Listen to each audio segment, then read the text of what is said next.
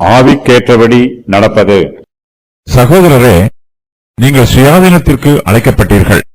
இந்த சுயாதீனத்தை நீங்கள் மாம்சத்திற்கு ஏதுவாக அனுசரியாமல் அன்பினாலே ஒருவருக்கொருவர் ஊழியம் செய்யுங்கள். உன்னிடத்தில் நீ அன்பு கூறுவது போல பிறனிடத்திலும் அன்பு கூறுவாயாக என்கிற இந்த ஒரே வார்த்தையிலே நியாயப்பிரமாணம் முழுவதும் நிறைவேறும்.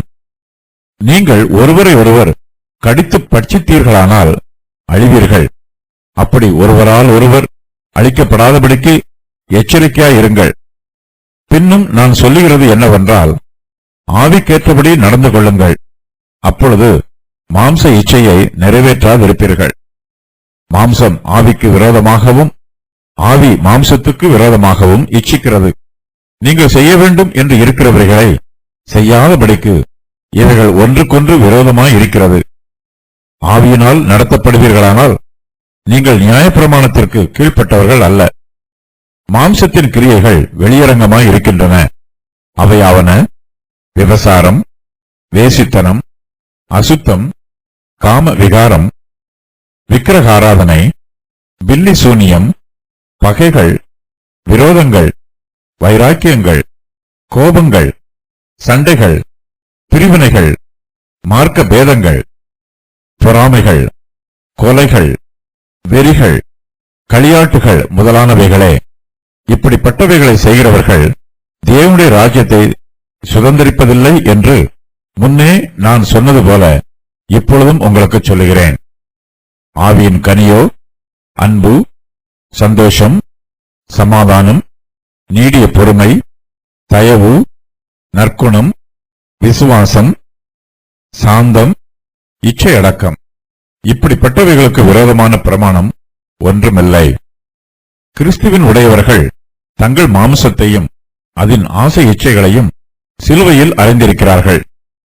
நாம் ஆவியினாலே பிழைத்திருந்தால் ஆவிக்கேற்றபடி நடக்கவும் கடவோம்.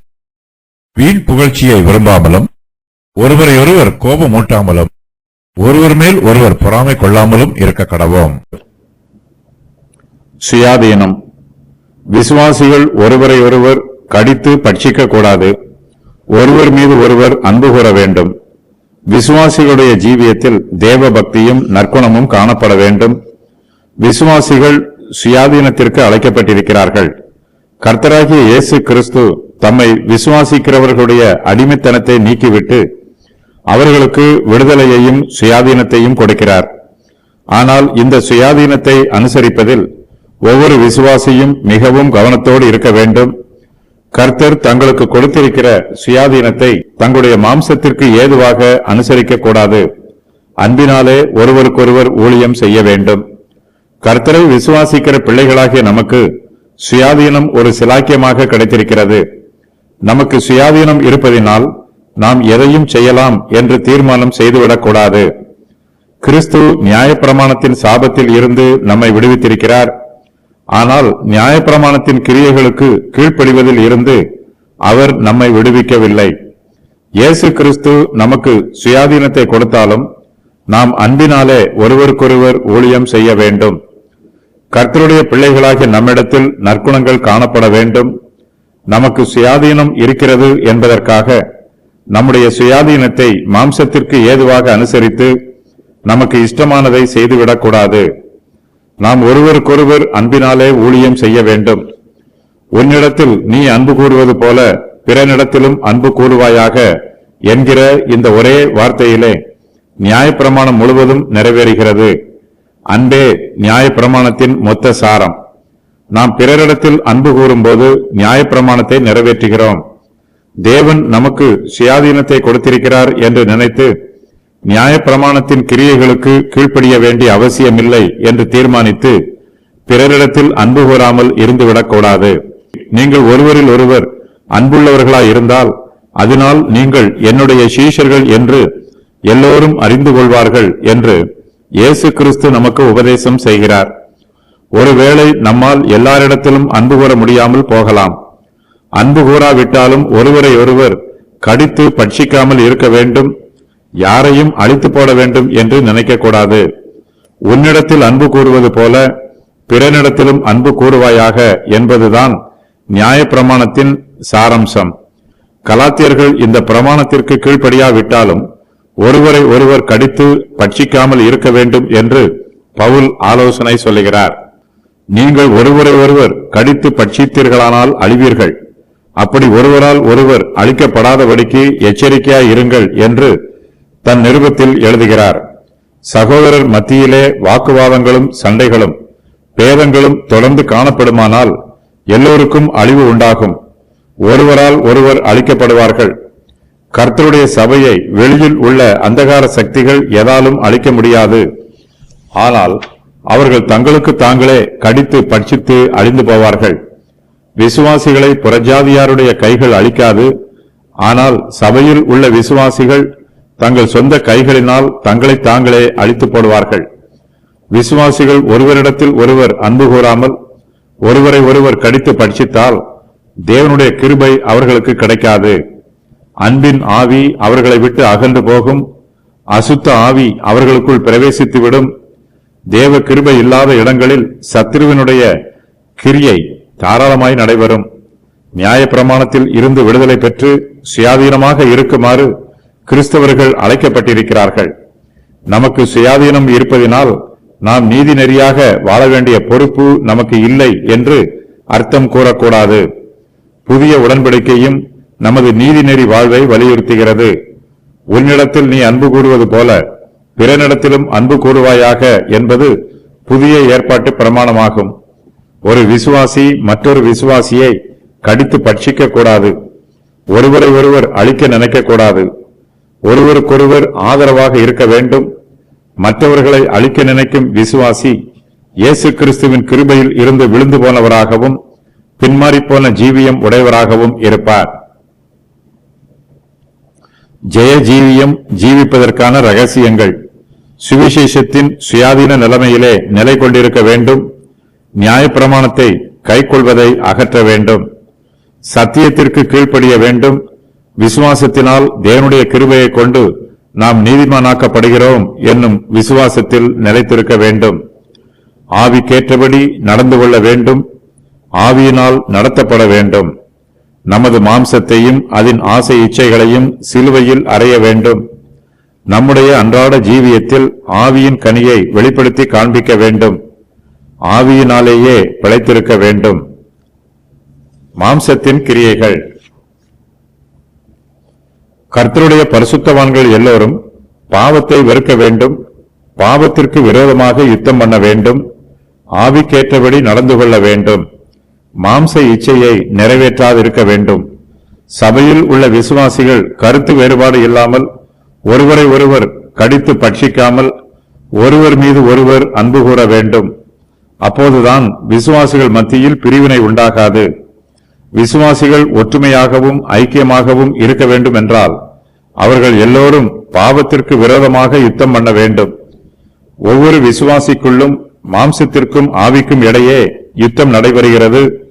மாம்சம் ஆவிக்கு விரோதமாகவும் ஆவி மாம்சத்திற்கு விரோதமாகவும் இச்சிக்கிறது.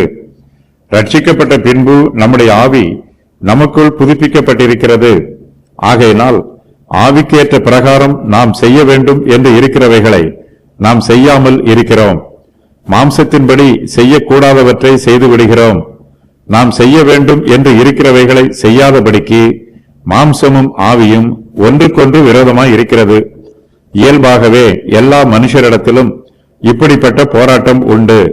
அவர்களுடைய மனச்சாட்சியும் அவர்களுடைய துன்மார்க்க குணமும் ஒன்றுக்கொன்று யுத்தம் பண்ணிக்கொண்டிருக்கும். ரட்சிக்கப்பட்டவர்கள் புதிய சிருஷ்டியாக இருக்கிறார்கள். விசுவாசிகளாகிய நமக்குள் பழைய சுபாவத்திற்கும் புதிய சுபாவத்திற்கும் இடையே யுத்தம் நடைபெறுகிறது. நம்முடைய புதிய ஜீவியத்தில் பழைய பாவத்தின் சுபாவங்கள் ஓரளவு தங்கி இருக்கிறது. நம்முடைய புதிய சுபாவத்தில் தேவ கிருபை கிரியை செய்கிறது. நாம் இந்த உலகத்தில் இருக்கிற வரையிலும் நம்முடைய பழைய சுபாவத்திற்கும் புதிய சுபாவத்திற்கும் நமக்குள்ளே யுத்தம் நடைபெறும். நமக்குள் மாம்சத்திற்கும் ஆவிக்கும் போராட்டம் நடைபெறும் போது நாம் எந்த பக்கமாக நின்று யுத்தம் பண்ண வேண்டும் என்று பவுல் விசுவாசிகளுக்கு ஆலோசனை சொல்லுகிறார். ஆவியின் பக்கமாய் நின்று மாம்சத்திற்கு விரோதமாய் யுத்தம் பண்ணுவது நம்முடைய கடமை. விசுவாசிகள் மாம்சத்திற்கு விரோதமாக யுத்தம் பண்ண வேண்டும். இதற்காக தேவ கிருபையை பெற்றுக்கொள்ள வேண்டும். ஆவியினால் நடத்தப்பட வேண்டும். தேவ கிருபையினால் மாம்சத்தின் இச்சைகளை போராடி ஜெயிக்க வேண்டும். இந்த போராட்டத்தில் நாம் ஜெயிக்க வேண்டும் என்றால் நாம் ஆவியினால் நடத்தப்பட வேண்டும். நாம் ஆவியினால் நடத்தப்பட்டால் மாம்சத்தின் கிரியைகளை நிறைவேற்ற மாட்டோம். ஆவியினால் நடத்தப்படுகிறவர்கள் நியாயப்பிரமாணத்திற்கு கீழ்ப்பட்டவர்கள் அல்ல. பரிசுத்த ஆவியானவர் நம்மை வழிநடத்த ஒப்புக் கொடுக்க வேண்டும். பரிசுத்த ஆவியானவரின் தெய்வீக ஆளுகை நம்மை ஆளுகை செய்து ஆட்கொள்ள வேண்டும். நம்மிடத்தில் தங்கியிருக்கிற நம்முடைய பழைய சுபாவமும் பாவமான பழக்க வழக்கங்களும் நம்மை விட்டு நீங்கி போக வேண்டும். பழைய சுபாவம் நம்மை ஆளுகை செய்யக்கூடாது. ஆவியானவர் நம்மை ஆளுகை செய்ய வேண்டும். நமக்குள் புதிய சுபாவம் நிரம்பி இருக்க வேண்டும். பாவத்திற்கு விரோதமாக யுத்தம் செய்ய வேண்டுமென்றால் நாம் ஆவியினால் நடத்தப்பட வேண்டும். நாம் ஆவியினால் நடத்தப்படுவோம் என்றால் நாம் நியாயப்பிரமாணத்திற்கு கீழ்ப்பட்டவர்கள் அல்ல. நமக்குள் பாவத்தின் வல்லமை காணப்படலாம். பழைய பாவ சுபாவம் நமக்குள் இருக்கலாம். அவ்வப்போது இவை நம்மை சோதிக்கலாம். நம்முடைய மாம்ச இச்சைகள் நம்முடைய ஆவிக்கு விரோதமாக யுத்தம் பண்ணலாம். இருந்தாலும் நாம் ஆவியினால் நடத்தப்படுவோம் என்றால் நம்முடைய பழைய பாவ சுபாவம் நம்மை மேற்கொள்ள மாட்டாது. நாம் நியாயப்பிரமாணத்திற்கும் அதன் ஆக்கினைக்கும் கீழ்ப்பட்டவர்களாக இருக்க மாட்டோம். அப்போஸ்தலர் பவுல் மாம்சத்தின் கிரியைகளை இங்கு வரிசையாக அட்டவணை போட்டு சொல்லுகிறார். மாம்சத்தின் கிரியைகள் பல உள்ளன. இவை எல்லாமே நம்முடைய ஆவிக்கு விரோதமாக யுத்தம் பண்ணுகின்றன. மாம்சத்தின் கிரியைகள் எல்லாமே பாவமானது. விபசாரம், வேசித்தனம், அசுத்தம், காம விகாரம் ஆகியவை 7வது கற்பனைக்கு விரோதமான பாவம். விக்கிரக ஆராதனை, பில்லி சூனியம் ஆகியவை 2வது கற்பனைக்கு விரோதமான பாவம். ஒரு சில பாவங்கள் மற்ற மனுஷருக்கு விரோதமாக செய்யக்கூடியவை. பகைகள், விரோதங்கள், வைராக்கியங்கள், கோபங்கள், சண்டைகள், மார்க்க பேதங்கள், பொறாமைகள் ஆகியவை மற்ற மனுஷருக்கு விரோதமாக நாம் செய்கிற பாவங்கள். இந்த பாவங்கள் முற்றிப்போனால் அது மனுஷ கொலைகளில் முடியும். நாம் மற்றவர்களுடைய நற்பெயருக்கும் அவர்களுடைய புகழுக்கும் விரோதமாக யுத்தம் பண்ணுவதோடு அவர்களுடைய ஜீவனுக்கு விரோதமாகவும் யுத்தம் பண்ணி அவர்களை கொலை செய்கிற நிலைமைக்கு வந்துவிடலாம். இவையெல்லாம் மாம்சத்தின் கிரியைகள். கர்த்தருடைய பிள்ளைகளாகிய நாம் பிறருக்கு விரோதமாக பாவம் செய்வது போல சில சமயங்களில் நமக்கு விரோதமாகவும் பாவம் செய்கிறோம். வெறிகள், களியாட்டுக்கள் ஆகியவை நமக்கு விரோதமாக நாம் செய்கிற பாவங்களாகும். இப்படிப்பட்டவைகளை செய்கிறவர்கள் தேவனுடைய ராஜ்யத்தை சுதந்திரிப்பதில்லை என்று பவுல் கலாத்தியருக்கு ஏற்கனவே சொல்லி இருக்கிறார். தான் ஏற்கனவே சொன்னதை இப்போது அவர்களுக்கு மறுபடியும் சொல்லுகிறார். இப்படிப்பட்டவைகளை செய்கிறவர்கள் தேவனுடைய ராஜ்யத்தை சுதந்திரிப்பதில்லை. இந்த பாவங்கள் பரலோகத்தின் வாசல்களை அவர்களுக்கு அடைத்து போடும். மாம்சம் ஆவிக்கு விரோதமாகவும் ஆவி மாம்சத்திற்கு விரோதமாகவும் இச்சிக்கிறது என்னும் இந்த வசனத்தை வேத பண்டிதர்கள் பலவிதமாக வியாக்கியானம் பண்ணுகிறார்கள். ஆவிக்கு விரோதமாக மாம்சம் தொடர்ந்து போராடும் என்றும் இதில் மாம்சம் தோற்று போகும் என்றும் இந்த மாம்சத்தினால் ஜெய ஜீவியம் ஜீவிக்க முடியாது என்றும் ஒரு சிலர் வியாக்கியானம் பண்ணுகிறார்கள். இது தவறான உபதேசம். இந்த வசனம் கலாத்தியருடைய ஆவிக்குரிய நிலைமையை விளக்குகிறது. சுய முயற்சியினாலும் மாம்சத்தினாலும் பரிபூரண ஜீவனை பெற்றுக்கொள்ளலாம் என்று முயற்சி செய்கிறவர்கள் தோற்று போவார்கள். தேவனுடைய கிருபையில் ஜீவிக்கிறவர்களுக்கு தோல்வி இல்லை, ஜெய ஜீவியம் உண்டு. விசுவாசிகள் தேவனுடைய கிருபையில் தொடர்ந்து ஜீவிக்க வேண்டும். பரிசுத்த ஆவியானவருடைய வழி நடத்துதலின்படி ஆவிக்கேற்றபடி நடக்க வேண்டும். கலாத்தியர்கள் தேவனுடைய கிருபையில் இருந்து விழுந்து திரும்பவும் நியாயப்பிரமாணத்திற்கு அடிமைகளாகி விட்டார்கள். அவர்கள் தேவனுடைய கிருபையின் சுவிசேஷத்தை மறுபடியும் பெற்றுக்கொள்ள வேண்டும். அவர்களுடைய ஜீவியத்தில் பரிசுத்த ஆவியானவர் மறுபடியுமாக கிரியை செய்வதற்கு அவர்கள் அனுமதிக்க வேண்டும். நியாயப்பிரமாணத்தை விட்டு விலகி வரும்போது அதற்கு இனிமேல் அவர்கள் அடிமைகளாய் இருப்பதில்லை. அவர்களுடைய ஆவி அவர்களுடைய மாம்சத்திற்கு எதிராக இனிமேல் போராட வேண்டிய அவசியம் இராது. தங்களுடைய மாம்சத்தையும் அதன் ஆசை இச்சைகளையும் மறுபடியும் சிலுவையில் அறையும் போது அவர்களால் கிறிஸ்தவ ஜீவியத்தை மறுபடியும் ஜீவிக்க முடியும். மாம்சத்தின் கிரியைகள்: விபசாரம், வேசித்தனம், அசுத்தம், காம விகாரம், விக்கிரக ஆராதனை, பில்லி சூனியம், பகைகள், விரோதங்கள், வைராக்கியங்கள், கோபங்கள், சண்டைகள், பிரிவினைகள், மார்க்க பேதங்கள், பொறாமைகள், கொலைகள், வெறிகள், களியாட்டுகள், பாவ பிரிவினைகள், இச்சைகளின் பாவங்கள், விபசாரம், வேசித்தனம், அசுத்தம், காம விகாரம், விக்கிரக ஆராதனையும் சூரியமும், உணர்ச்சியின் பாவங்கள், பகைகள், விரோதங்கள், வைராக்கியங்கள், கோபங்கள், சண்டைகள், பிரிவினைகள், மார்க்க பேதங்கள், பொறாமைகள், கொலைகள். பாவிகள் தங்கள் பாவங்களில் இருந்து மனம் திரும்பி இயேசு கிறிஸ்துவிடம் தங்களுடைய பாவங்களை அறிக்கையிட வேண்டும். இந்த பாவ கிரியைகளை தங்களுடைய ஜீவியத்தில் இருந்து அகற்றி போட வேண்டும். இல்லையெனில் இவர்களால் தேவனுடைய ராஜ்யத்தை சுதந்திரிக்க முடியாது. தன்னை ரட்சிக்கப்பட்டவன் என்று கூறிக்கொண்டு இந்த பாவங்களை செய்வான் என்றால் அவன் தன்னைத்தான் சோதித்து பார்க்க வேண்டும். ஆவியின் கனி. விசுவாசிகளாகிய நம்முடைய ஜீவியம் கனிதரும் ஜீவியமாக இருக்க வேண்டும். ஆவியின் கனி நம்மிடத்தில் இருந்து வெளிப்பட வேண்டும். அப்போஸ்தலர் பவுல் பாவத்தை பற்றி சொல்லும்போது அதை மாம்சத்தின் கிரியை என்று சொல்லுகிறார். ஏனெனில் மாம்சம் மனுஷனை பாவத்திற்கு உட்படுத்துகிறது. கிருபையானது ஆவியின் கனி என்று அழைக்கப்படுகிறது. ஆவியின் கனியானது பரிசுத்த ஆவியானவரிடமிருந்தே புறப்பட்டு வருகிறது. ஆவியானவரே கனிதரும் வேறாக இருக்கிறார். நம்மிடத்தில் அன்பும் சந்தோஷமும் நிரம்பி இருக்க வேண்டும். அப்போதுதான் நம்மால் கர்த்தரிடத்தில் எப்போதும் சந்தோஷமாக இருக்க முடியும். நாம் தேவனோடும் மற்றவர்களோடும் சமாதானத்தோடு இருக்க வேண்டும். நீடிய பொறுமையும் தயவும் நம்மிடத்தில் காணப்பட வேண்டும். நமக்கு விரோதமாக யாராவது தீங்கு செய்தால் உடனே கோபப்பட்டு விடாமல் நீடிய பொறுமையோடு அந்த தீங்குகளை சகித்துக் கொள்ள வேண்டும். நம்மிடத்தில் நற்குணம் காணப்பட வேண்டும். வாய்ப்பு கிடைக்கும் போது பிறருக்கு நன்மை செய்ய நாம் ஆயத்தமாய் இருக்க வேண்டும். சத்தியத்தில் நமக்கு விசுவாசம் வேண்டும். நாம் சத்தியத்தை அறிக்கை செய்கிறோம். அதை விசுவாசித்து அறிக்கை செய்ய வேண்டும். மற்றவர்களுக்கு நாம் வாக்கு கொடுக்கும் போது நம்முடைய வார்த்தையில் உண்மை உள்ளவர்களாக காணப்பட வேண்டும். நம்மிடத்தில் சாந்த குணம் இருக்க வேண்டும்.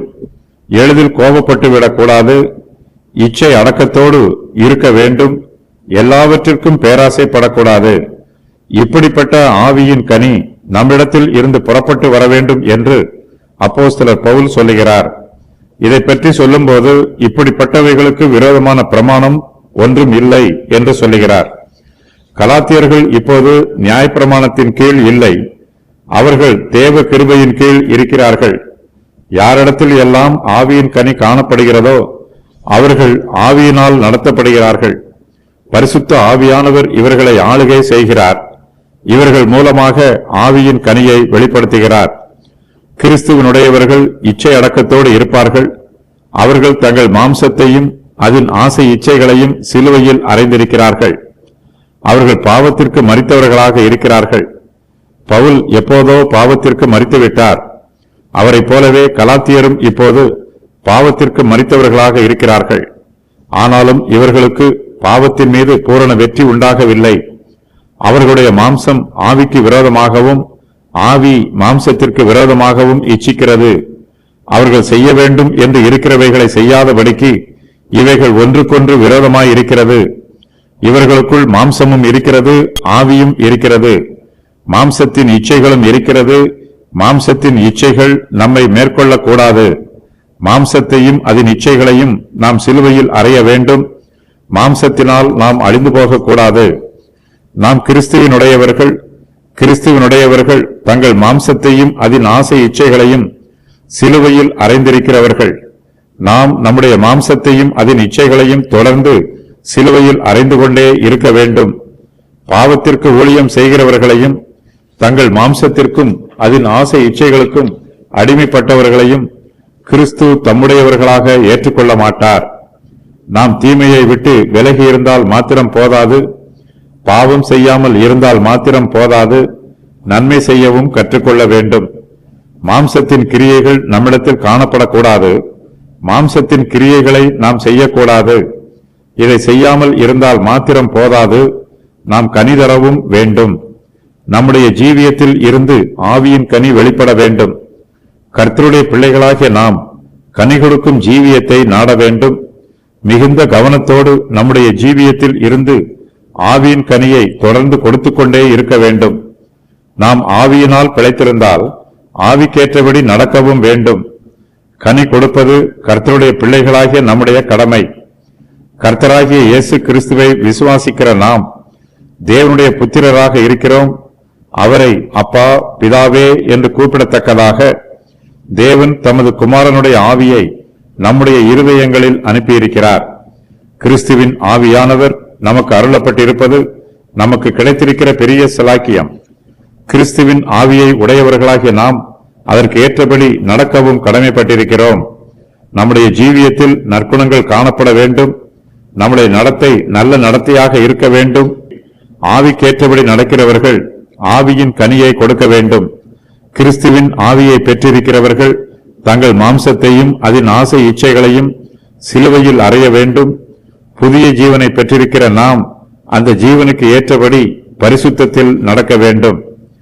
ஆவியின் கனி அன்பு, சந்தோஷம், சமாதானம், நீடிய பொறுமை, தயவு, நற்குணம், விசுவாசம், சாந்தம், இச்சை அடக்கம். நியாயப்பிரமாணம் பாவத்தை மட்டுமே கண்டிக்கிறது, நீதியை கண்டிப்பதில்லை. ஆகையினால் ஆவியின் கனியை உடையவரை எந்த பிரமாணமும் கண்டிப்பதில்லை. வீண் புகழ்ச்சி. வீண் புகழ்ச்சியை விரும்பாமலும் ஒருவரை ஒருவர் கோபமூட்டாமலும் ஒருவர் மேல் ஒருவர் பொறாமை கொள்ளாமலும் இருக்க கடவோம். அப்போஸ்தலர் பவுல் இந்த அதிகாரத்தின் முடிவில் கலாத்தியரை எச்சரித்து ஆலோசனை சொல்லுகிறார். அவர்கள் வீண் புகழ்ச்சியை விரும்பக்கூடாது, ஒருவர் மேல் ஒருவர் பொறாமை கொள்ளக்கூடாது, ஒருவரை ஒருவர் கோபம் மூட்டக்கூடாது. வீண் புகழ்ச்சியை விரும்புகிறவர் மற்றவர் மீது பொறாமை கொள்வார், மற்றவர்களை கோபமூட்டுவார். இதனால் விசுவாசிகள் மத்தியில் வாக்குவாதங்களும் சண்டைகளும் உண்டாகும். ஆவியின் கனி வெளிப்படுகிற இடத்தில் மாம்சத்தின் கிரியை வெளிப்படும். நாம் நம்மிடத்தில் அன்பு கூறுவது போல பிறரிடத்திலும் அன்பு கூற வேண்டும் என்பதுதான் நம்முடைய கர்த்தராகிய இயேசு கிறிஸ்து நமக்கு கொடுத்திருக்கிற முக்கியமான பிரமாணம். நாம் ஒருவருக்கொருவர் அன்பு கூறாமல் வீண் புகழ்ச்சியை விரும்பி ஒருவரை ஒருவர் கோபம் மூட்டி ஒருவர் மேல் ஒருவர் பொறாமை கொள்ளும்போது கர்த்தருக்கு விரோதமாகவும் மனுஷருக்கு விரோதமாகவும் பாவம் செய்கிறவர்களாக இருப்போம். கர்த்தருடைய பிள்ளைகளாகிய நாம் நம்முடைய உள்ளான சுபாவத்தை ஆராய்ந்து பார்க்க வேண்டும். மனுஷரிடத்தில் இருந்து வருகிற புகழ்ச்சி வீண் புகழ்ச்சியாகவே இருக்கிறது. நாம் மனுஷருடைய வீண் புகழ்ச்சியை விரும்பக்கூடாது. இப்படிப்பட்ட வீண் புகழ்ச்சிகளை சிலுவையில் அறைய வேண்டும். கர்த்தருடைய ஊழியக்காரர்கள் மனுஷர் புகழ வேண்டும் என்று ஊழியம் செய்யக்கூடாது. கர்த்தருக்கு உண்மையாக ஊழியம் செய்ய வேண்டும். அப்போது கர்த்தரே நம்மை நல்லது, உண்மையும் உத்தமும் உள்ள ஊழியக்காரனே என்று புகழ்ந்து பேசுவார். பரிசுத்தவான்களுக்கு நேரிடும் பொதுவான சோதனைகள் வீண் புகழ்ச்சியை விரும்புதல், ஒருவரை ஒருவர் கோபமூட்டுதல், ஒருவர் மேல் ஒருவர் பொறாமை கொள்ளுதல்,